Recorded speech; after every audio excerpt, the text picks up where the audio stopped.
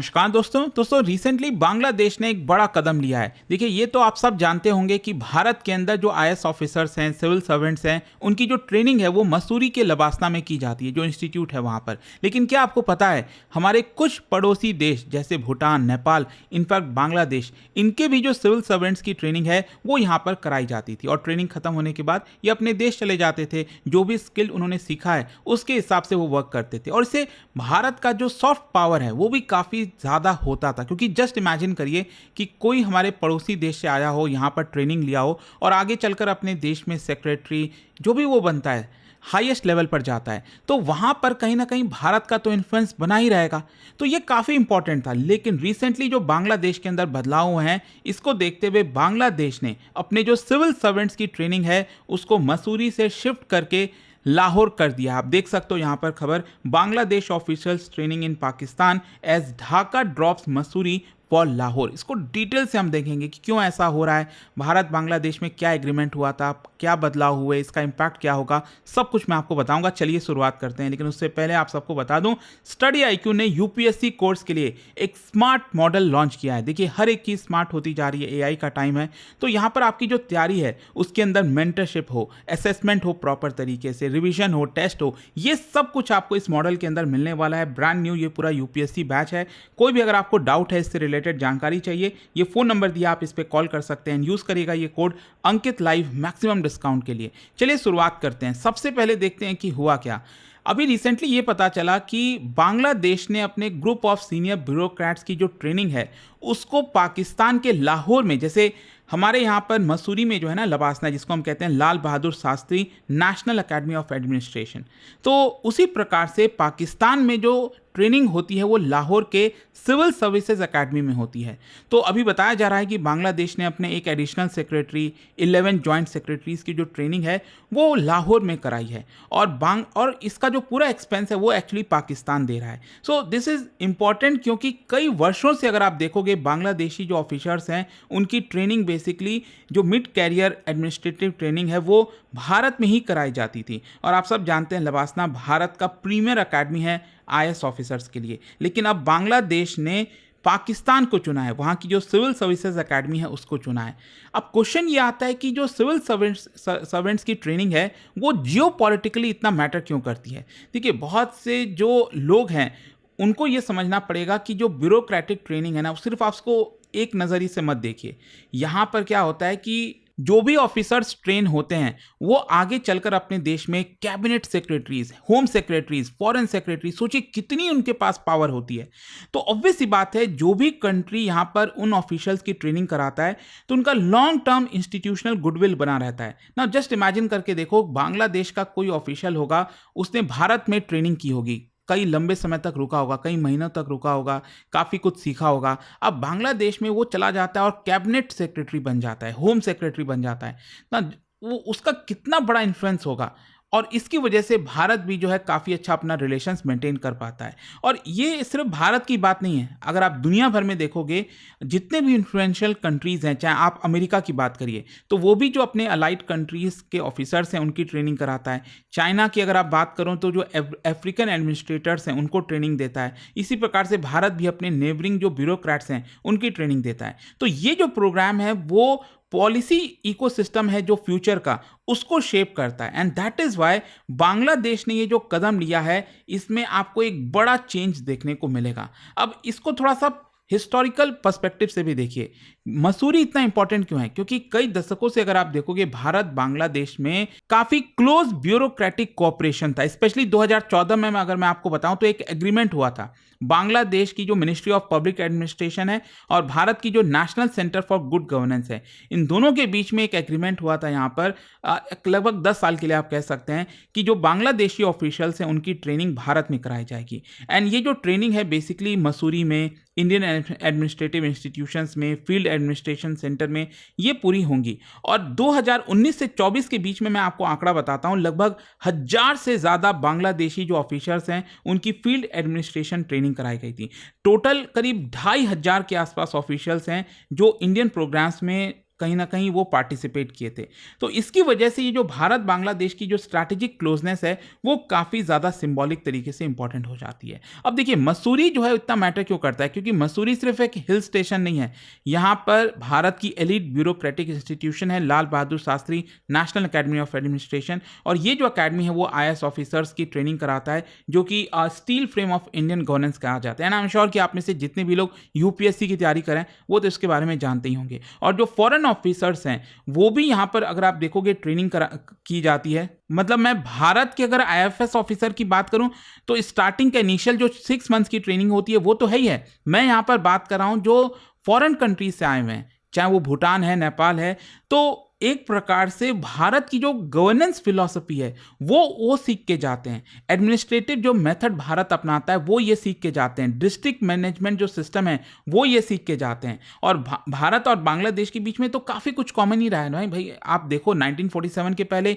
एक ही देश था, यहाँ पर पहले ईस्ट पाकिस्तान बना, फिर उसके बाद आगे चलकर बांग्लादेश बना 1971 में, तो काफ़ी कुछ सिमिलर है। इसी की वजह से मसूरी अपने आप में एक नेचुरल ट्रेनिंग पार्टनर बन गया था बांग्लादेश के लिए। अच्छा, यहाँ पर अब क्वेश्चन ये आता है कि बांग्लादेश ने इतना बड़ा शिफ्ट क्यों लिया, अब वो भारत छोड़कर लाहौर क्यों जा रहा है। देखो सबसे बड़ा है पॉलिटिकल चेंज, क्योंकि ये सबसे बड़ा फैक्टर आप कह सकते हो। कई वर्षों तक आप सब जानते हैं शेख हसीना प्राइम मिनिस्टर थी और उनका जो रिलेशन था भारत के साथ काफ़ी अच्छा चल रहा था। भारत भी यहाँ पर security cooperation, infrastructure projects, connectivity सब चीज़ में सपोर्ट करता था। शेख हसीना के समय पाकिस्तान जो है डिप्लोमेटिकली काफ़ी दूर था और भारत एक प्रकार से आप कह सकते हैं स्ट्रैटेजिक जो एक्सेस होता है उसको एंजॉय करता था। लेकिन पॉलिटिकल चेंज हुआ 2 साल पहले, आप सब जानते हो शेख हसीना को वहाँ से हटाया जाता है। मोहम्मद यूसुफ जो है वो केयर टेकर गवर्नमेंट संभालते हैं और पाकिस्तान को भी काफ़ी हद तक इसकी अपॉर्चुनिटी लगी और यहाँ पर अल्टीमेटली पाकिस्तान ने, वैसे मैं आपको बता दूं पाकिस्तान ने पहले भी प्रपोज किया था यहाँ पर कि हम बांग्लादेशी ऑफिशियल्स की ट्रेनिंग करवाएंगे, लेकिन शेख हसीना की जो पार्टी है अवामी लीग, उनकी जो सरकार है उन्होंने पॉजिटिवली रिस्पॉन्ड नहीं किया था। तो इसी की वजह से ये चेंज बड़ा हो जाता है। अच्छा, यहाँ पर एक और जो बड़ा बदलाव हुआ है बांग्लादेश में वो है एंटी इंडिया सेंटिमेंट, क्योंकि अभी आपने देखा होगा पिछले 2 साल से शेख हसीना के खिलाफ भी जो प्रदर्शन हुए, जो एक्सट्रीमिज्म बढ़ा है बांग्लादेश के अंदर, तो इसकी वजह से क्या हुआ है कि एक परसेप्शन बना। वहाँ पर जो लोग हैं, जो पॉलिटिकल ग्रुप्स हैं, वो आर्ग्यू ये करते हैं कि भारत शेख हसीना की सरकार के साथ काफ़ी क्लोजली एसोसिएट हो गया था और वहाँ पर जो एक्सट्रीमिस्ट लोग हैं वो इस चीज़ को पसंद नहीं करते थे। उनका ऐसा मानना था कि भारत जो है वो ज़्यादा ही बांग्लादेश की पॉलिटिक्स में इंटरफेयर करता है, बल्कि ये कहीं तक भी सही नहीं है। यहाँ पर जो बायलैटरल रिलेशंस है वो अनइक्वल हैं। तो इसी की वजह से यहाँ पर जब रिजीम चेंज हुआ तो जो नेशनलिस्ट सेंटिमेंट है वो काफ़ी इंक्रीज हो गई। कुछ जो सेक्शंस है वो डिमांड करने लगी कि हमें भारत से अलग होकर अपनी फॉरेन पॉलिसी रखनी चाहिए, एंड इसी की वजह से जानबूझकर पाकिस्तान के साथ जो नज़दीकी है वो बढ़ाई जा रही है। इसका मतलब देखो ऐसा नहीं है कि बांग्लादेश पूरी तरह से एंटी इंडिया हो गया, लेकिन हाँ, वहाँ पर जिस तरह का प्रेशर बिल्डअप हुआ है वो एक बड़ा कारण है जिसकी वजह से उन्होंने ये डिसीजन लिया। फिर इसके अलावा एक और इंपॉर्टेंट फैक्टर भी है जो आपको बता दूं, वो है, मैंने आपको क्या बताया था, 2014 में जो एग्रीमेंट हुआ था 10 साल का एग्रीमेंट हुआ, फिर उसको फर्दर एक्सटेंड किया गया था 2025 में, जो कि एंड हो गया। अब हुआ क्या कि 2025 में तो आप सब जानते हो जो केयर टेकर गवर्नमेंट के हेड थे मोहम्मद यूनुस, तो उन्होंने भारत के साथ इसको फर्दर एक्सटेंड किया नहीं, और इसकी वजह से क्या हुआ कि अगेन भारत ने बांग्लादेशी ऑफिसर्स को ब्रॉडर जो एक प्रोग्राम चलता है भारत के द्वारा ITEC, उसके तहत यहाँ पर बुलाया। लेकिन इस प्रोग्राम में क्या था कि और भी देशों के लोग आते थे, पार्टिसिपेट करते थे, तो हो सकता है बांग्लादेश को लगा होगा कि उनको एक्सक्लूसिव स्लॉट नहीं मिला है, तो इस तरह की भी चीज़ें हो सकती हैं। तो ढाका बेसिकली चाहता था कि यहाँ पर उसको एक्सक्लूसिव ट्रीटमेंट दिया जाए, तो इसी की वजह से पाकिस्तान जो है उसको एक फर्दर अपॉर्चुनिटी यहाँ पर दी गई। अच्छा, एक और चीज़ ध्यान रखिएगा, पाकिस्तान की स्ट्रैटेजिक री एंट्री हुई है बांग्लादेश में, क्योंकि 1971 में पाकिस्तान ने जो बांग्लादेश में किया था वो तो कभी लोग भूल ही नहीं सकते। ऑल्दो वहाँ पर इसको बदलने की कोशिश की जा रही है, इतिहास पलटने की कोशिश की जा रही है, लेकिन अगेन यहाँ पर सब जानते हैं कि भारत ने किस तरह से बांग्लादेश को आज़ादी दिलाई थी, किस तरह से वहाँ पर महिलाओं को, मतलब जिस तरह से बचाना हुआ, जो भी कर सकता था भारत यहाँ पर कोशिश किया, और इसी की वजह से कई दशकों तक भारत का जो डोमिनेंस है बांग्लादेश में आपको देखने को मिला।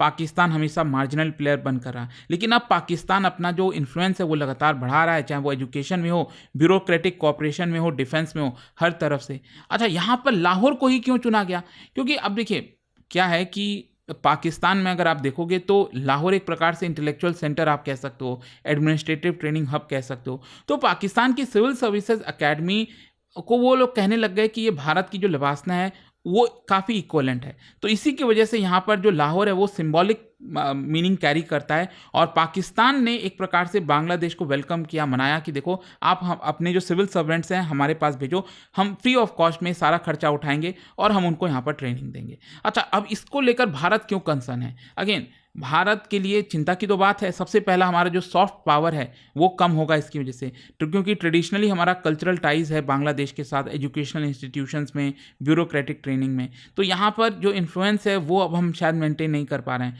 बांग्लादेश अपनी जो ट्रेनिंग है ऑफिशियल्स की वो शिफ्ट कर रहा है, जिसकी वजह से इसका मतलब है कि जो हमारा इंस्टीट्यूशनल इन्फ्लुएंस है वो कम हो रहा है, डिप्लोमेटिक कंफर्ट कम हो गया है, और एक प्रकार से जो हेजिंग था, स्ट्रैटेजिक हेजिंग थी, वो यहाँ पर काफ़ी हद तक कम हो गई है। अच्छा, दूसरा है आपका मल्टी अलाइनमेंट बाय नेबर्स, क्योंकि रिसेंटली अगर आप देखो, चाहे जितने भी हमारे पड़ोसी देश हैं, श्रीलंका क्या कर रहा है, भारत और चाइना को बैलेंस कर रहा है, नेपाल भी अगेन यही चीज़ कर रहा है, मालदीव्स भी कभी pro India anti India government इस तरह की चीज़ें प्ले करता रहता है, तो बांग्लादेश में भी यही देखने को मिलेगा। तो मतलब भारत का जो अनकंटेस्टेड रीजनल प्राइमेसी थी वो काफ़ी हद तक श्रिंक हो गई है। अच्छा, लास्ट में अब क्वेश्चन ये है कि क्या बांग्लादेश भारत को पूरी तरह से अबैंडन कर रहा है? देखो, ऐसा भी नहीं है, ये थोड़ा सा एग्जैजरेशन होगा, क्योंकि Bangladesh still depends heavily on India, चाहे वो आप ट्रेड की बात करो, इलेक्ट्रिसिटी, ट्रांजिट, बॉर्डर सिक्योरिटी, हर चीज़ में। तो भारत कल्चरली और इकोनॉमिकली अभी भी काफ़ी इंपॉर्टेंट है बांग्लादेश के लिए, और इसीलिए कई सारे जो फॉर्मर बांग्लादेशी ऑफिशियल्स हैं उन्होंने यही सजेस्ट किया था कि भारत के साथ ही ट्रेनिंग कराया जाए। तो इसका मतलब यही लगता है कि बांग्लादेश ने अभी रिप्लेस नहीं किया इंडिया को कंप्लीटली, इंस्टेड वो अपने ऑप्शंस को डाइवर्सिफाई कर रहा है। और अभी तो आप सब जानते हो जो नई सरकार बनी है बांग्लादेश में, यहाँ पर जो बीएनपी पार्टी है, बेसिकली खालिदा जिया, जो कि अब नहीं रही, उनकी जस्ट इलेक्शन से पहले मृत्यु हो गई थी, तो उनके जो बेटे हैं तारिक रहमान, वो यहाँ पर प्राइम मिनिस्टर हैं, तो वो भी काफ़ी हद तक बैलेंस करने की कोशिश कर रहे होंगे। बट ओवरऑल आई होप आप समझ रहे होंगे कि ये एक वार्निंग साइन की तरह है भारत के लिए। अब इंपॉर्टेंट यहाँ पर यही हो जाता है कि ये इशू सिर्फ ट्रेनिंग के बारे में नहीं है, it's about power, influence, diplomacy, everything. और बांग्लादेश ने लाहौर को चुना है, मतलब इससे कई सारी चीज़ें निकल कर आती हैं, एक पॉलिटिकल चेंज देखने को मिलता है बांग्लादेश में। देखते हैं भारत इसको किस तरह से हैंडल करता है। बट आई होप कि ये जो खबर आई थी उसके बारे में आपको समझ में आ गया होगा। और जाने से पहले एक बहुत ही इंटरेस्टिंग क्वेश्चन, क्या आप बता सकते हो, देखो बांग्लादेश लिबरेशन जो वॉर हुआ था उसमें एक ऑपरेशन चलाया गया था, ऑपरेशन जैकपॉट, क्या बता सकते हैं वो था क्या एग्जैक्टली? इसका जो राइट आंसर है आप सब जानते हैं, मेरे इंस्टाग्राम पर तो मिलेगा ही, वहां पर अगर आप नहीं हो कोई बात नहीं, टेलीग्राम से ले सकते हैं इसका सही उत्तर। और दोस्तों, यहां पर अगर आप यूपीएससी की तैयारी करें तो स्टडी आईक्यू ने यूपीएससी का स्मार्ट मॉडल कोर्स निकाला है, जिसमें आपकी जो तैयारी है वो और सरल बनाई जाएगी और हर एक चीज का ट्रैक रखा जाएगा, चाहे वो मेंटरशिप है, असेसमेंट है, रिवीजन हो गया, टेस्ट हो गया, ये सब कुछ आपको इस मॉडल में मिलने वाला है। बहुत ही इंटरेस्टिंग है। और अगर आपको जानकारी चाहिए, ये फोन नंबर पर कॉल कर लेना एंड यूज करिए कोड अंकित लाइव मैक्सिमम डिस्काउंट के लिए। यूपीएससी प्रीलिम्स 2026 का पेपर इजी था या ट्रैप, सीसैट क्वालिफाइंग लगा या कॉन्फिडेंस गया, और इस बार यूपीएससी ने किस सब्जेक्ट से सबसे बड़ा सरप्राइज दिया? इन सभी सवालों का डिटेल एनालिसिस लेकर आ रहे हैं स्टडी आईक्यू आईएएस के expert faculty members live. GS paper breakdown, CSAT analysis, expected cut off, smart attempt strategy और नेक्स्ट स्टेप प्लानिंग, सब कुछ एक ही लाइव सेशन में। अगर आपने एग्जाम दिया है या 2026 को टारगेट कर रहे हो तो यह लाइव मिस मत करना। Join us live on study IQ IAS. Study IQ IAS, आपका सिलेक्शन हमारा मिशन।